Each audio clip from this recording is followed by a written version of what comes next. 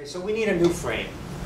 Okay, so we based on our set of experiences, working with thousands and hundreds of thousands of individuals throughout the world in many different situations, helping them think and act like innovators, we observe certain characteristics, certain elements.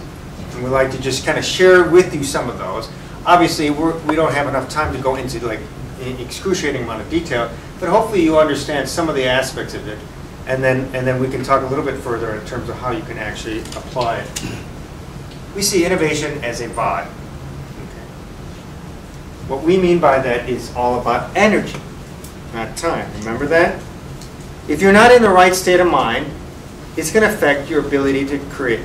So if you think back at the candle problem, if I'm distracted or I'm influenced by different viewpoints, I'm tired, I'm stressed, I'm under a deadline, it's going to affect my inherent ability to come up with creative solutions.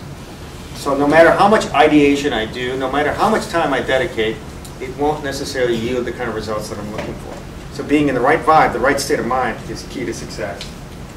It's also verb. So it's not just being in the right frame of mind, it's around action. It requires a cultivated, disciplined approach to gathering insights, experimenting with ideas, prototyping solutions. Much like a child experiences and experiments with their natural world on a daily basis. And innovation as a value. So when we're producing ideas, it's not saying, oh, we're just going to convert peanut butter into jet fuel because it's kind of interesting or novel. It's something that is going to yield some kind of benefit. Okay. So when we work with Pfizer Consumer Healthcare, that we've talked to Ron a lot about, is they were interested in increasing their revenues in their mouthwash business. Listerine, if you're familiar with that mouthwash, is $1 billion brand. Based on market research data, they realized they could, just by increasing the frequency of existing users by one occasion each day, it would result in another $1 billion worth of sales. So the big question, the bold question that they asked is, how might we increase the frequency in which people could use mouthwash? What are new ways in which we could stimulate that kind of value in our business?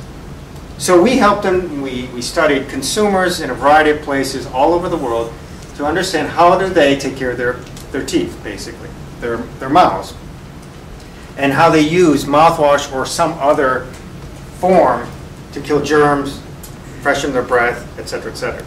And what we found is, some people don't even have teeth, let alone, use toothbrushes, to places where they do use it, and to where they were using it on a frequent basis, but it just wasn't very convenient for them.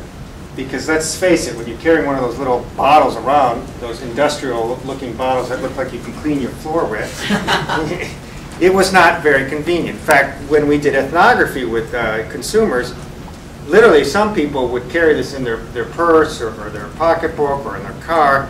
And I know on a couple occasions we'd have people, they would take a slug of this Listerine and they'd stop at a stoplight and they'd spit it out on the side.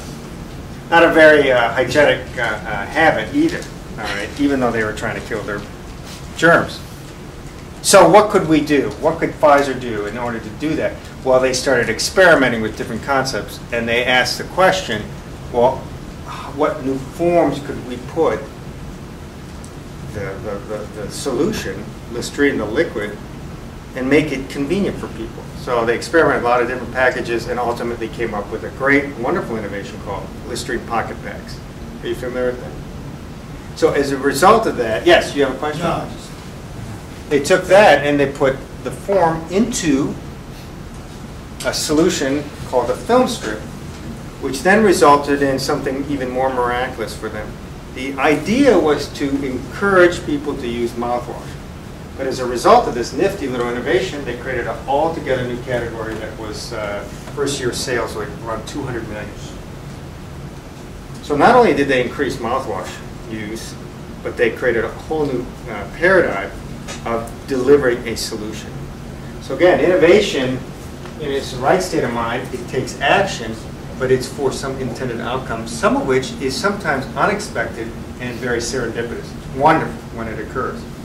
So the power, obviously, as you all know, as we experience our world on a day-to-day basis, we see some wonderful innovations, but it requires a lot of hard work, hard thinking, and action to get to that point.